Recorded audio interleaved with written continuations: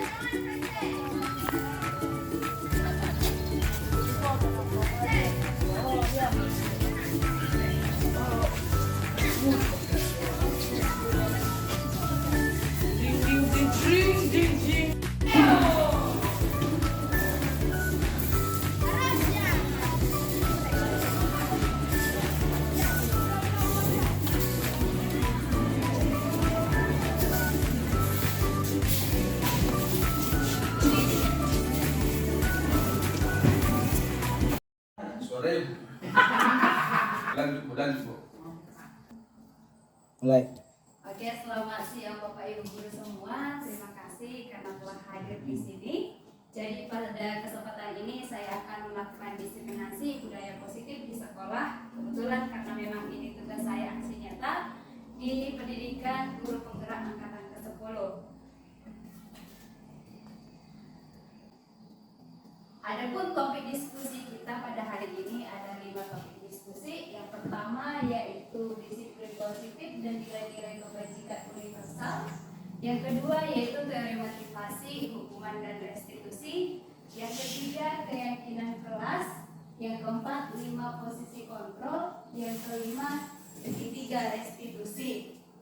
Sebelum kita memulai diskusi hari ini, saya ingin membagikan beberapa gambar kepada Bapak Ibu Guru. Jadi ini tebak-tebakan lucu sebenarnya untuk memulai materi kita biar tidak serius sekali. Coba, ini saya tunjukkan gambar yang pertama. Makanan apakah ini Bapak Ibu? Ini gambar apa? Monyet.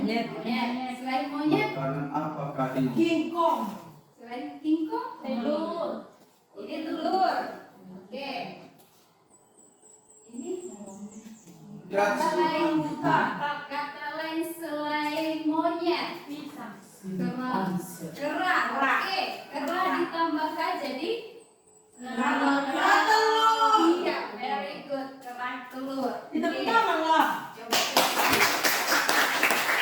kita lihat sama jawabannya. Iya, kera telur. Next.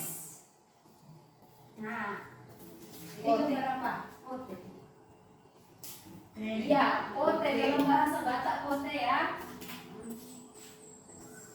Pote atau pete ditambah nis jadi petenis handal. Petenis handal. Oke, coba kita lihat jawabannya. Oke, very good. Kasih dulu. Lanjut pertanyaan selanjutnya.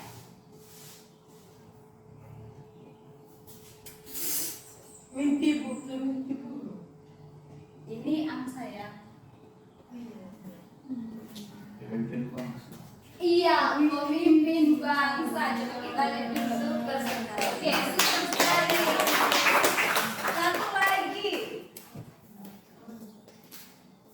Yuk. Ini clue-nya, ini sangat mengganggu dan menyusahkan orang lain. Oke, ini gambar apa? Parkir sembarangan.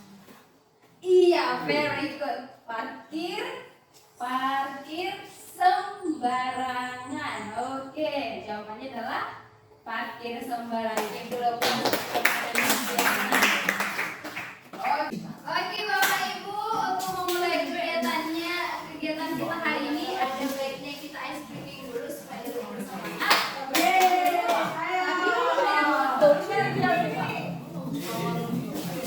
Tapi Sudah capek hari ini mengawasi ujian dengan Bapak Ibu?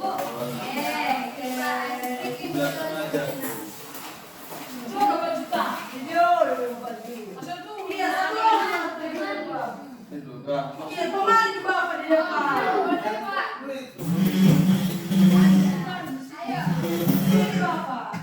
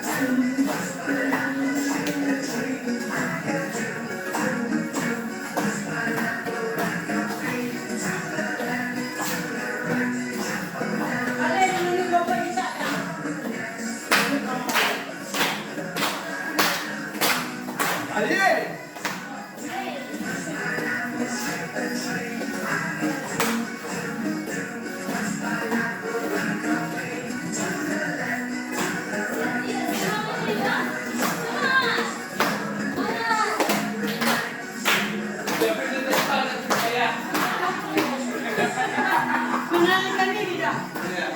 Video.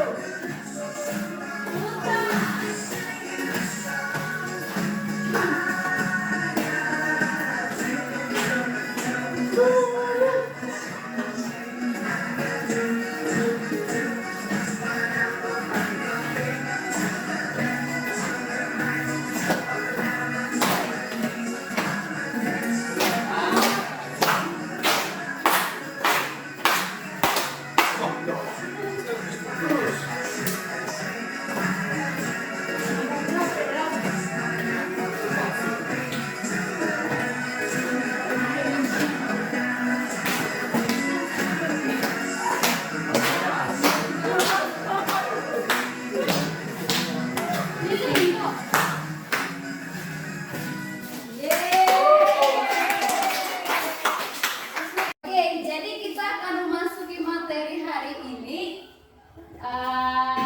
Miss Desi mau bertanya sama Bapak Ibu guru semuanya.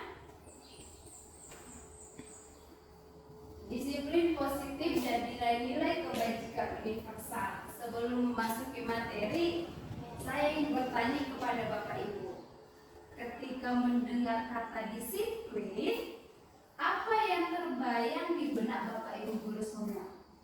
Tidak datang terlambat. Tidak datang terlambat, apalagi peraturan, apalagi yang berkaitan dengan kata disiplin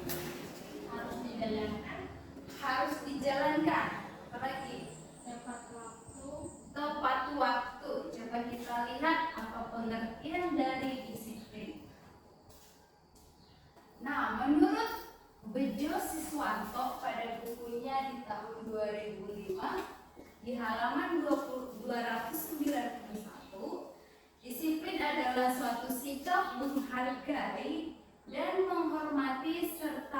patuh dan taat terhadap peraturan-peraturan. Tadi sudah disebutkan sama Ibu Yuni. Peraturan-peraturan yang ada baik aturan tertulis maupun tidak. Seseorang yang memiliki disiplin berarti mereka bisa bertanggung jawab terhadap apa yang dilakukan karena mereka mendasarkan tindakan mereka pada nilai-nilai kebajikan universal. Apa aja nilai-nilai kebajikan universal? Nilai kebajikan universal merupakan payung besar dari sikap perilaku kita, atau nilai-nilai ini merupakan fondasi kita dalam berperilaku. Nah, untuk di sekolah kita nilai kebajikan universal itu adalah nilai profil pelajar Pancasila.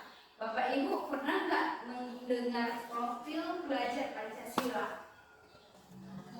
Pernah. Apa aja yang kalian ketahui tentang profil pelajar Pancasila? Ada berapa? Profil pelajar Pancasila. Jujur, Gotong royong. gotong royong, apalagi?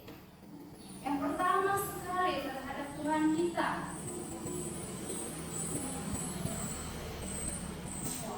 Iya, takwa terhadap Tuhan yang Maha Esa. Nah, apa aja dia profil pelajar Pancasila, nilai-nilai kebajikannya?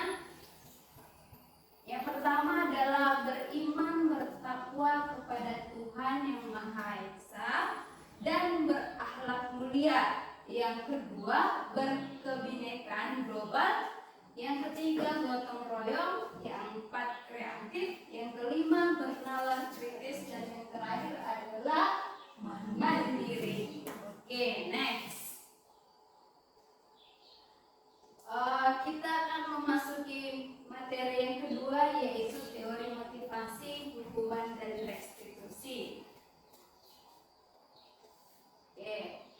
Dalam buku Dian Gosen, dalam bukunya Reconstructing School Discipline, menyatakan ada 3 motivasi perilaku utama manusia. Kenapa seseorang itu disiplin? Ada 3 penyebabnya. Yang pertama yaitu untuk menghindari ketidaknyamanan atau hukuman. Contohnya, siswa kita datang ke sekolah tepat waktu untuk menghindari hukuman. Jadi dia datang tepat waktu supaya tidak dihukum. Itu adalah alasan yang pertama, motivasinya. Yang kedua, untuk mendapatkan imbalan atau penghargaan dari orang lain. Yang ketiga, untuk menjadi orang yang mereka inginkan dan menghargai diri sendiri. Contohnya seperti ini. Seseorang itu ingin juara di kelas. Jadi dia belajar di rumah, mengerjakan tugas-tugasnya. Itulah motivasi seseorang itu untuk menjadi orang yang mereka inginkan dan menghargai dirinya sendiri. Oke, hukuman. Nah, Bapak Ibu guru, pernah nggak kalian menghukum siswa di kelas? Nah, bahkan saya sendiri juga pernah. Oke, hukuman apa yang pernah kalian kasih kepada siswa? Mencubit, apalagi? Berkata kasar, apalagi? Hukuman yang pernah.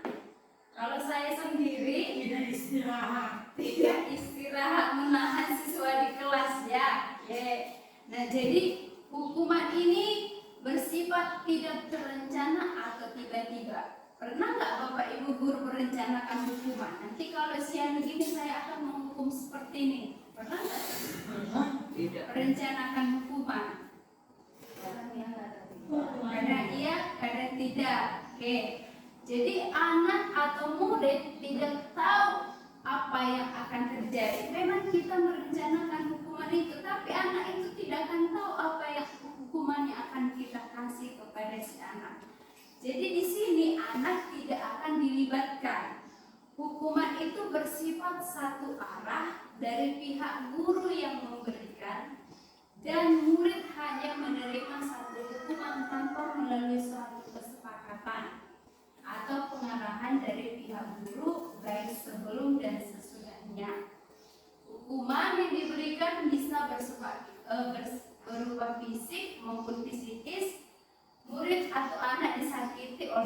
perbuatan. Contohnya hukuman yang mungkin pernah saya lakukan.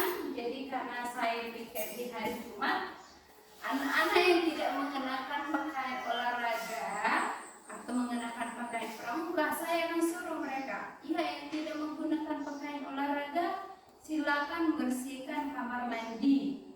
Yang perempuan bersihkan kamar mandi guru, yang laki-laki bersihkan kamar mandi siswa. Nah, di sini apakah kita membuat kesepakatan terlebih dahulu terhadap siswa? Tidak. Tidak. Itulah disebut dengan hukuman. Yang kedua, konsekuensi. Konsekuensi adalah akibat dari tindakan yang dilakukan.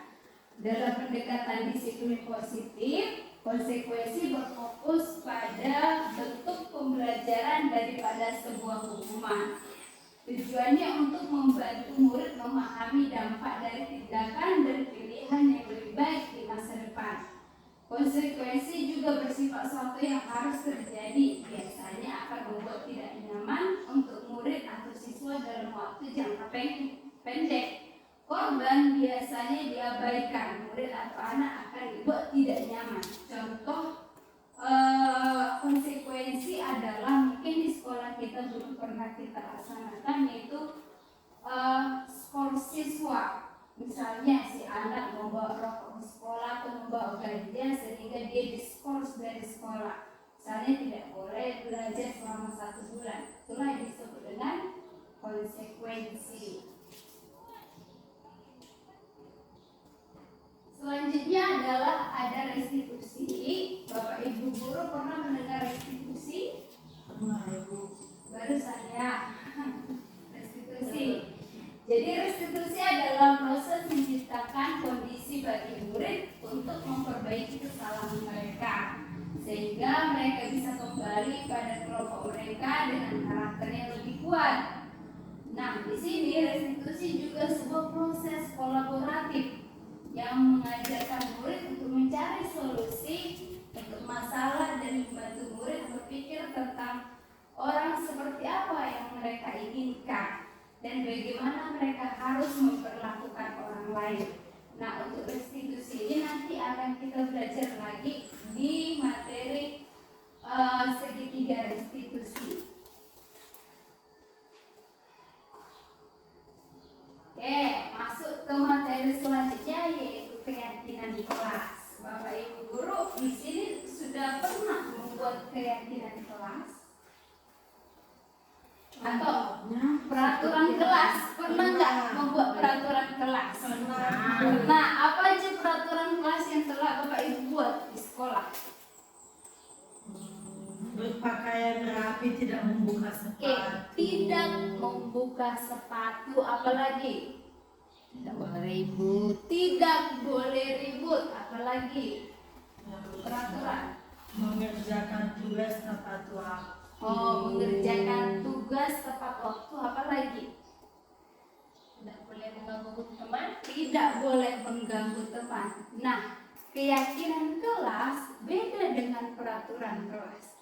Tadi kalau di peraturan kelas kita menggunakan ada kata tidak, sementara nanti di keyakinan kelas tidak ada kata negatif. Nah, coba kita lihat apa itu keyakinan kelas. Oke, keyakinan kelas adalah pernyataan-pernyataan yang disepakati bersama oleh murid dan guru untuk menjadi pedoman dalam bersikap dan perilaku di kelas. Oke, nah jadi keyakinan kelas ini, prosedur pembentukan keyakinan kelas ini yang pertama, mempersilakan warga sekolah dan murid-murid di sekolah untuk bercurah pendapat tentang peraturan yang perlu disepakati. Maksudnya di sini, jadi guru mungkin kita wali kelas mengajak siswa untuk membuat peraturan kelas.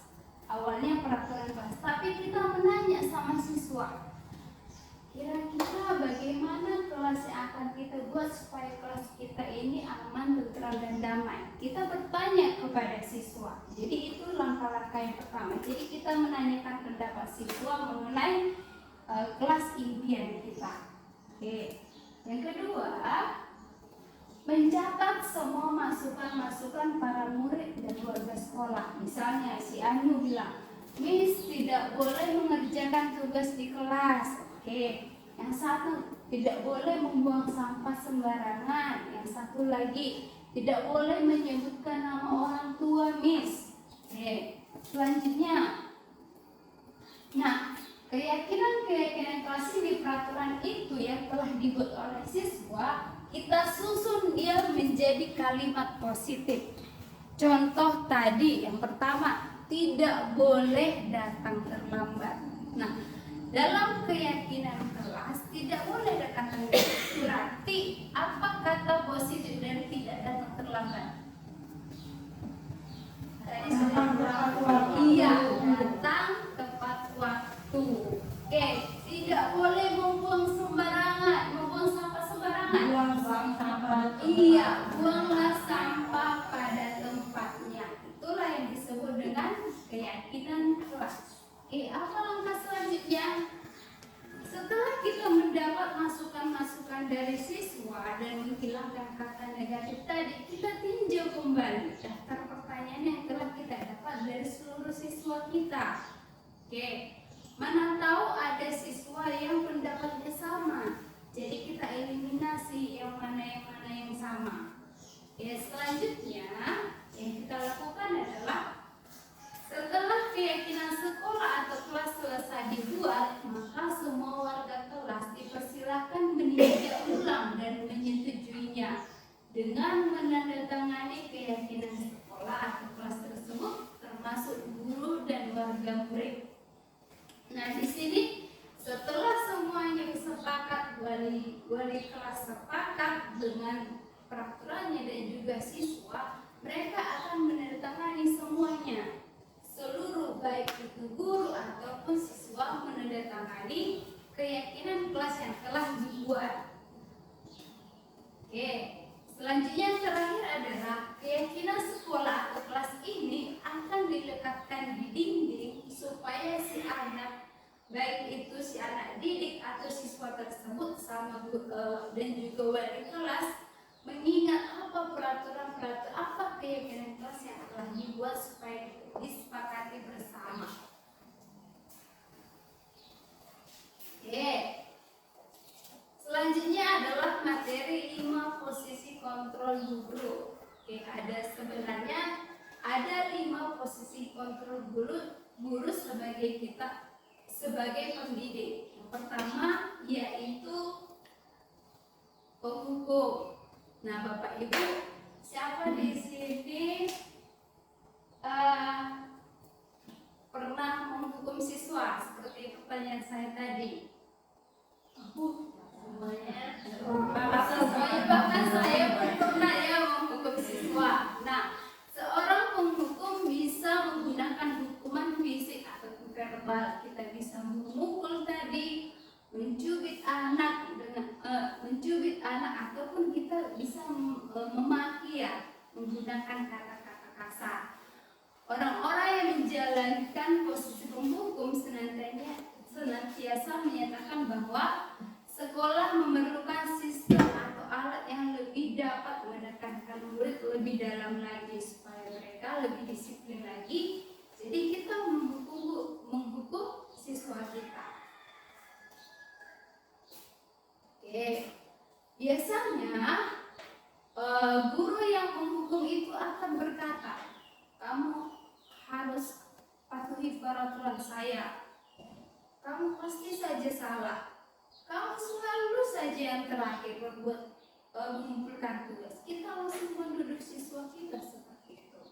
Nah, guru seperti ini senantiasa hanya ada satu yang berhasil supaya siswa itu disiplin. Ya udah kita hukum. Padahal sebenarnya itu kurang bagus untuk anak-anak kita. Yang kedua, oke. Nah, di sini ada juga tipe guru yang membuat rasa bersalah. Oke. Pada posisi ini biasanya guru akan bersuara lebih lembut. Membuat rasa bersalah akan membuat keheningan dan membuat orang-orang merasa tidak nyaman, merasa bersalah atau merasa merendah diri. Nah, kata-kata yang lembut misalnya seperti ini. Indra, ibu sangat kecewa loh dengan kamu. Berapa kali sih saya harus bilang sama kamu supaya kamu selalu mengerjakan tugas? Gimana coba kalau orang tua kamu tahu berbuat seperti ini? Orang tua akan sedih. Nah, itu merupakan cara membuat kita membuat siswa merasa bersalah. Nah, di posisi ini murid akan memiliki penilaian diri mereka yang buruk tentang diri mereka. Murid merasa tidak berharga dan telah mengecewakan orang-orang yang disayanginya. Yang ketiga adalah posisi kontrol guru sebagai teman. Nah, guru pada posisi ini tidak akan menyakiti murid. Nah, namun akan tetap berupaya mengontrol murid melalui persuasi. Posisi teman pada guru bisa negatif atau positif. Positif di sini berupa hubungan baik yang terjalin antara guru dan murid. Memang iya, kita berteman dengan murid. Tapi karena kita berteman dengan murid, murid merasa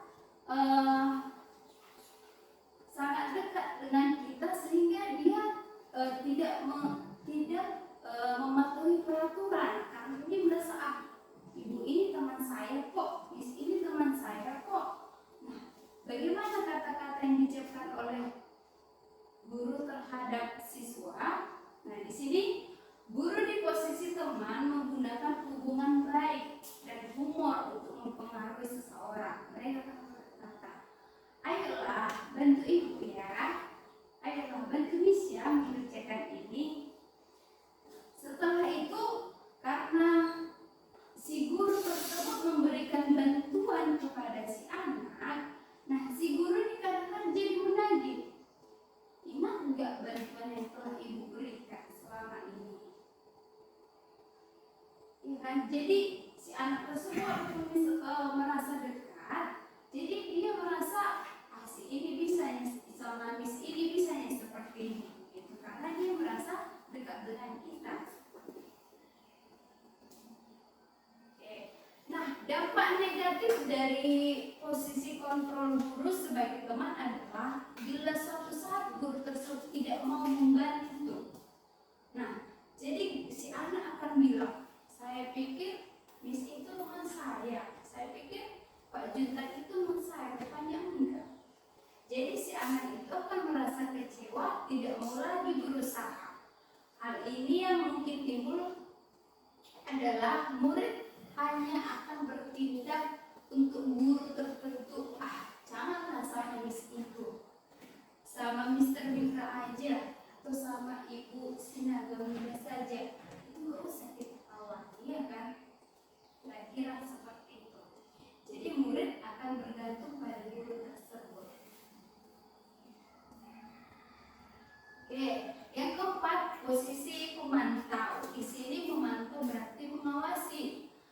Pada saat kita mengawasi, kita bertanggung jawab atas perilaku orang-orang yang kita awasi.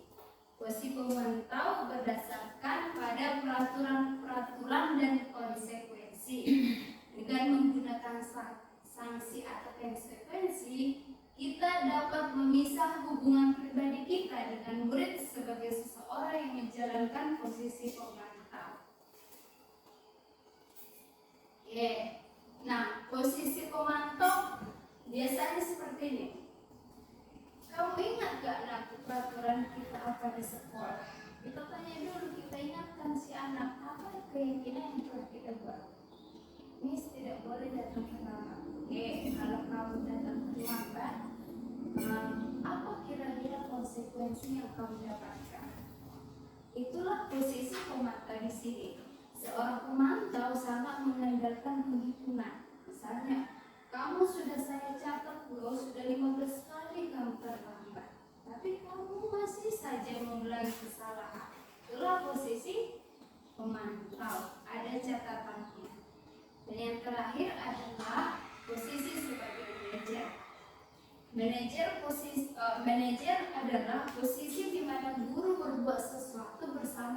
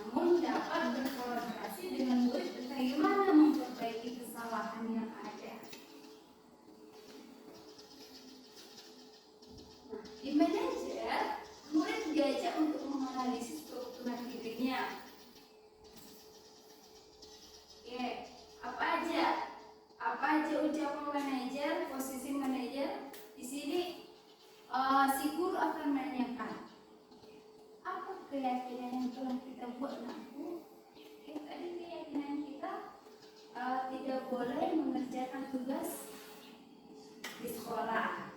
Oke, kamu yakin itu? Iya Miss, sudah kita buat dari suratnya. Oke, kalau kamu tadi mengerjakan tugas di sekolah, bagaimana cara kamu supaya kamu memperbaiki kesalahan kamu? Oke, saya bilang, oke, saya Miss tidak akan mengerjakan, saya akan mengerjakan tugas di rumah. Oke, bagaimana caramu melakukan ini? Apa rencana kamu untuk memperbaiki hal ini? Jadi kita tanyakan kepada siswa, apa solusi yang kita gunakan, apa solusi yang terbaik untuk dirinya untuk memperbaiki kesalahannya.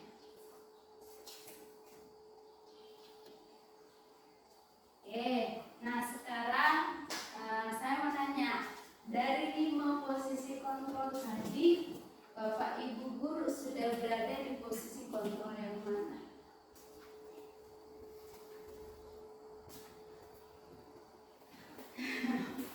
Tadi apa yang pertama? Iya, sebagai pengukur, Pemantau ya. sebagai pemantau, sebagai pembuat rasa bersalah. Pernah?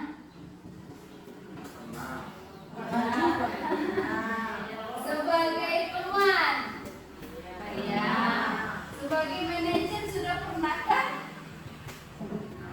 Pernah.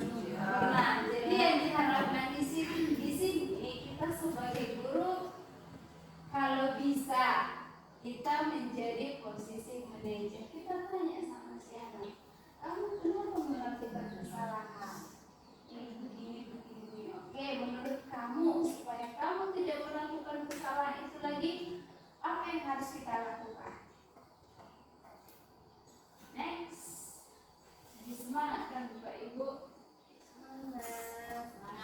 Terakhir adalah yang terakhir, segitiga restitusi. Oke, tadi ini udah kita bahas sebelumnya mengenai restitusi. Oke, jadi segitiga restitusi ini merupakan proses menciptakan kondisi bagi murid untuk memperbaiki kesalahan mereka, sehingga mereka bisa kembali pada kelompok mereka dengan karakter yang lebih kuat. Oke, kalau segitiga, namanya segitiga berarti ada berapa sisinya Bapak Ibu? Tiga. Oke, apa aja sisi yang pertama? Yang pertama adalah menstabilkan identitas. Yang kedua, validasi kebutuhan si anak. Yang terakhir, menanyakan keyakinan atau peraturan yang tadi kita sebutkan tadi. Oke, jadi sini menstabilkan identitas. Apa sih maksudnya menstabilkan identitas? Ya kan? Emang minta KTP makanya ada identitas. Bukan seperti itu. Jadi di sini bagian dasar dari segitiga bertujuan untuk mengubah identitas anak dari orang yang gagal melakukan kesalahan menjadi orang yang sukses. Nah, di sini kita bisa mengajukan pernyataan. Anakku berbuat salah itu tidak apa-apa, itu manusiawi. Tidak ada manusia yang sempurna, wajar kalau kamu berbuat salah. Ada juga kita bisa bilang, Miss, waktu sekolah pernah lo melakukan kesalahan itu, jadi si anak itu tidak merasa tertekan. Oke, jadi kita sampaikan juga pada si anak, oke, masalah ini kita bisa selesaikan. Nah, itu adalah menstabilkan identitas. Yang kedua, itu validasi tindakan yang salah. Yang kedua adalah validasi tindakan yang salah. Validasi tindakan yang salah adalah konsep penting dalam segitiga. Oke, yang kedua adalah validasi tindakan yang salah. Pendekatan ini berfokus pada pengakuan bahwa tindakan yang salah, terutama yang melibatkan individu yang terlibat dalam konflik. Nah, di sini pasti kita bilang, oke, kamu pasti punya alasan kenapa kamu terlambat hari ini. Coba cerita sama ibu kenapa kamu terlambat. Oke. Atau selanjutnya, kita bilang, kamu patut bangga pada dirimu sendiri karena kamu telah melindungi sesuatu yang penting buatmu. misalnya si A dan si B berantem karena si A ini beli si C. Jadi kita apresiasi juga si anak. Oke. Saya bangga sama kamu karena kamu mampu melindungi si C. Tapi caramu itu salah, kita bilang ke anak. Oke. Lanjut. Nah, kita juga bisa berkata, kamu boleh mempertahankan sikap itu, tapi kamu harus menambahkan sikap yang baru. Misalnya, tadi berantem si A, si B, karena si C. Oke.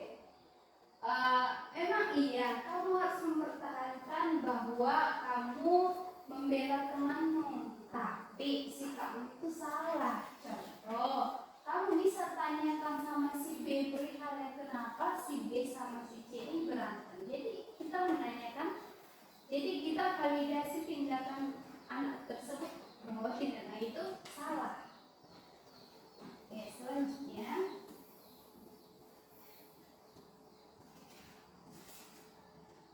Oke, nah yang terakhir dari segi tiga restitusi adalah menanyakan keyakinan. Ketika kita bilang sama si anak tadi, kamu tadi datang terlambat, ya kan? Kenapa kamu terlambat? Karena ini tadi saya mengangkat air di rumah, air tadi mati. Jadi kita bilang sama si anak, apa yang sudah kita sepakati di kelas nanti? Apa keyakinan kelas kita? Kita bilang tadi kita harus datang tepat waktu. Kita tanyakan si anak apa kesepakatan, apa keyakinan kelas yang kita buat sama-sama. Kita tanya juga apa nilai-nilai umum yang kita telah sepakati. Atau kamu mau jadi orang yang seperti apa? Nah, untuk praktik segitiga restitusi, coba kita tonton video dari video kasus penerapan segitiga.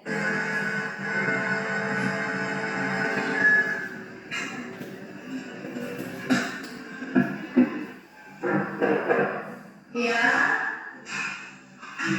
Indra. iya, benar.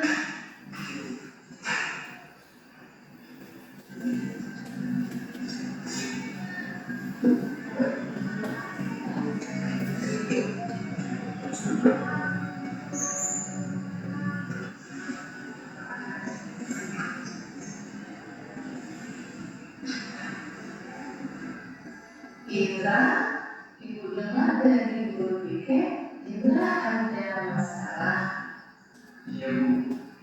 ada yang bisa dibantu. Indra, beberapa hari ini saya tidak terlambat ke sekolah. Indra datangnya jam berapa? Indra datangnya jam 7.45. Indra tahu peraturan di sekolah? Datang tepat waktu. Ya, jam berapa? Jam 7.30, 5 menit sebelum itu harus berada di kelas. Kenapa Indra mau sana? Karena beberapa malam ini ada Piala Dunia Bu. Jadi kita nonton bolanya sampai tengah malam. Jadi terlambat banget ya, Nek? Iya Bu. Boleh sebenarnya ya kalau Indra mempunyai hobi yang terlalu boleh. Tapi Indra juga harus ingat, Indra punya kewajiban terhadap sekolah. Indra bersedia untuk merubahnya. Sedia. Kalau Indra bersedia, bagaimana cara Indra merubahnya? Tidur lebih awal Setelah itu, sama memasang sebelum kita tidur. Indra mau tidur lebih awal ya. Ya. Dan Indra memasang. Kalau seandainya kita ketiduran, bagaimana? Minta orang tua Indra supaya dibangunkan di awal. Jadi Indra Bersedia berubahnya dengan cara tidur lebih awal, memasang alarm, dan minta tolong orang tua untuk membangunkan. Oke, sekarang kira-kira ada lagi yang perlu dilakukan agar tak selamat dari ke sekolah? Tidak. Oke, terima kasih banyak atas kerjasamanya. Sekarang kita boleh menyelesaikan kelas. Ibu, terima kasih. Dan nonton lagi ya.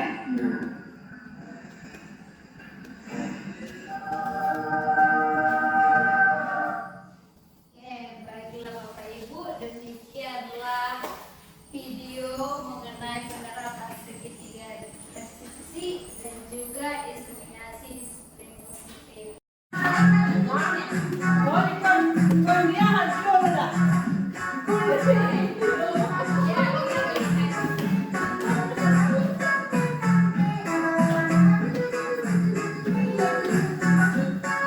Oke, baiklah Bapak Ibu, untuk mengakhiri kegiatan kita supaya lebih semangat lagi, coba Bapak Ibu semua saya dulu berdiri. Kita gerakan sedikit, kita mau mengikuti. Geser. Oke. Boleh tapakkan kiri kanan supaya lebih bebas bergerak. Gerak. Oke, kita mulai. Bebas gerak dulu. Bebas gerak. Oke, sebelum kita bergerak coba dulu agak-agak peregangan dulu ya. Oh, Sakura.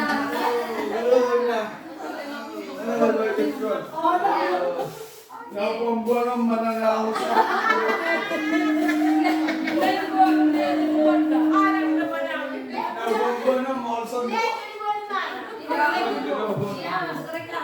Oke, nggak apa-apa Bu.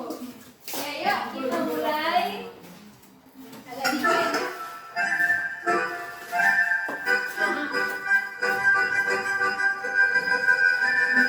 Five, four, three, two, one.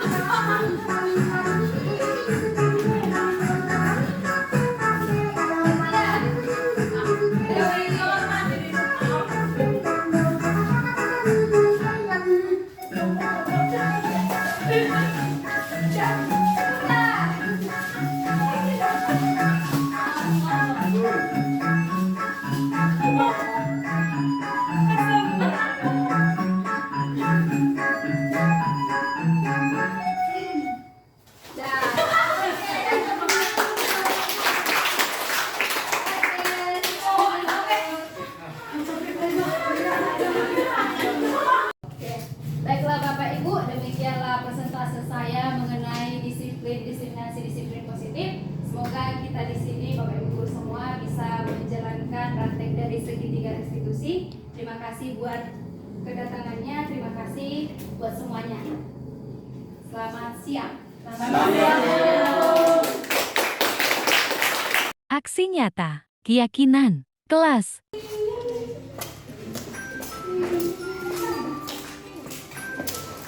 Good morning, students. Good morning this morning. Oke, very good. Jadi hari ini Miss akan membuat peraturan atau keyakinan kelas. Kalian tahu apa itu keyakinan kelas? Apa? Keyakinan atau peraturan kelas? Kalau peraturan kelas tahu? Oke, apa aja peraturan kita di sekolah ini? Tidak boleh terlambat, apalagi tidak boleh membuli. Very good. Nah, hari ini kita akan membuat keyakinan kelas. Nah, biasanya kan peraturan itu kan ditentukan oleh guru, iya kan? Nah, kalau keyakinan itu kita akan buat secara bersama-sama. Nanti peraturan itu akan kalian tuliskan di post-it atau stiker. Nanti dibagikan sama kalian. Oke, Nakku? Iya. Sebelum dibagikan, Miss mau tanya sama kalian. Kalian ini menginginkan kelas yang bagaimana setelah nanti pas pelajaran ajaran baru? Ya, kelas yang tertib, apalagi? Kelas impian kalian itu kelas yang bagaimana? Bersih, apalagi? Disiplin, very good, apalagi? Ya? Apalagi? Ya, yang tenang. Nah, di sini Miss menyiapkan kertas. Kita akan menuliskan peraturan-peraturan atau keyakinan kelas.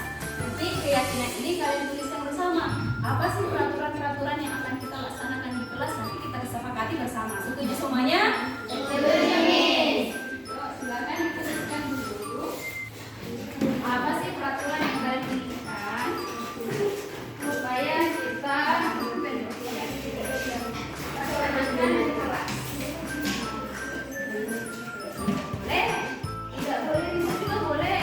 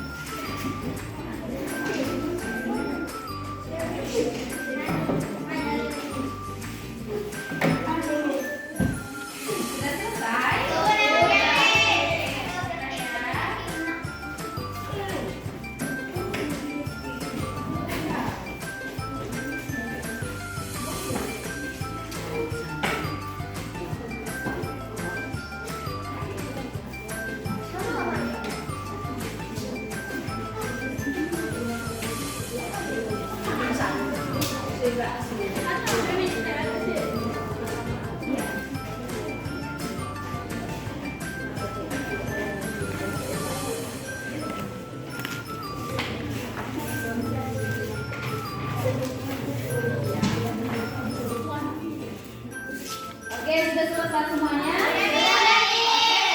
Boleh mulai dari barisan sana, silakan ditempel di sini. Peraturan-peraturannya ya silakan yang sudah.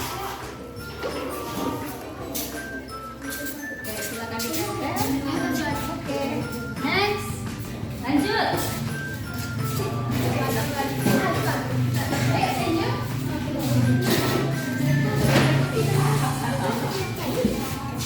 Oke. Lanjut.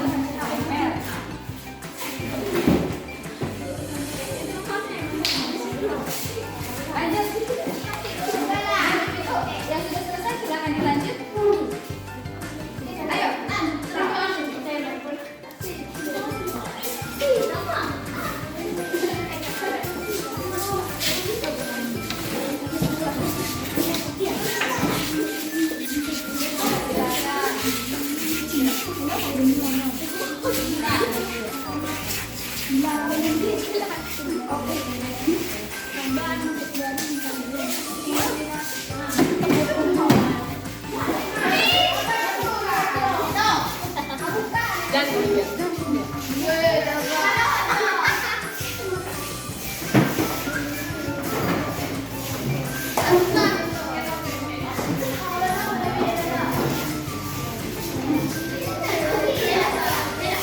Oke, semuanya sudah ditentukan ya. Saya undang sekretaris Febri, silakan bertindak. Kita ambilkan.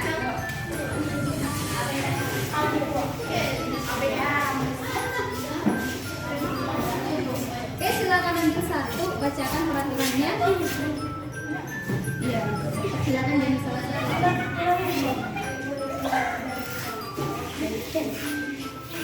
Oke, yang pertama, tidak boleh membawa handphone ke sekolah. Sepakat semuanya?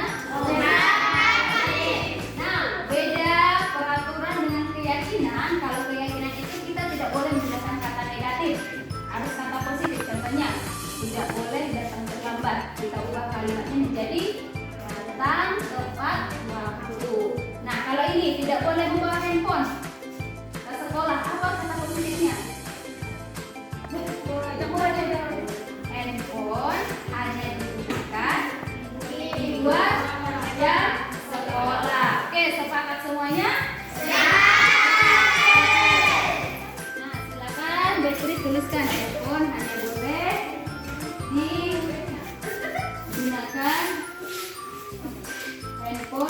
digunakan di luar jam sekolah. Nanti digunakan handphone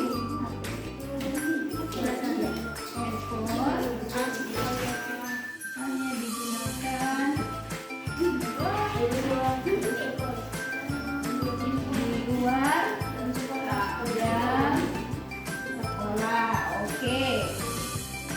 Yang kedua, silakan baca lagi.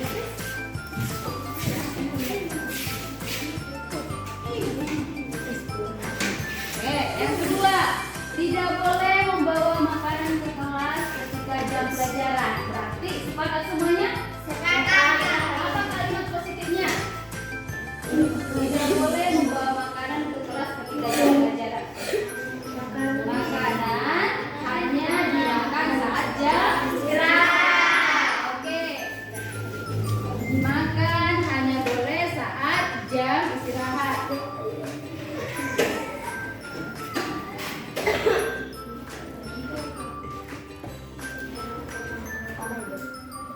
Lanjut. Ada ya. Oke, silakan. Lagi Beatrice. Oke. Tidak boleh memanggil nama orang tua. Oke. Tidak boleh memanggil nama orang tua. Apa kalimat positifnya? Kalau tidak boleh memanggil nama orang tua. Iya. Orang tua. Apa kalimat positifnya?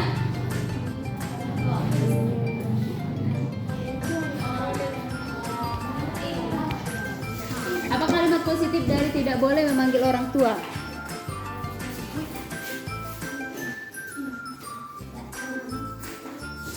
Orang tua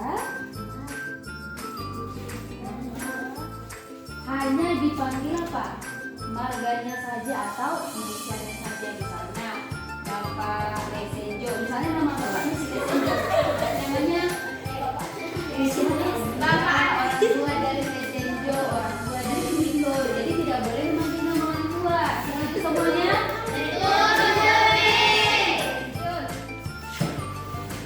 Apa lagi?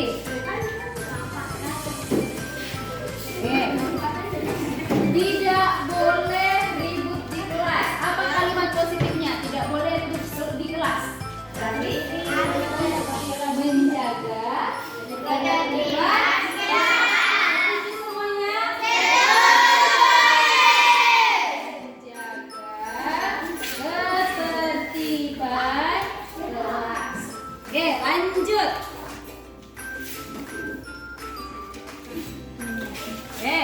Selanjutnya yaitu dilarang membuang sampah di dalam kelas. Apa kalimat positifnya?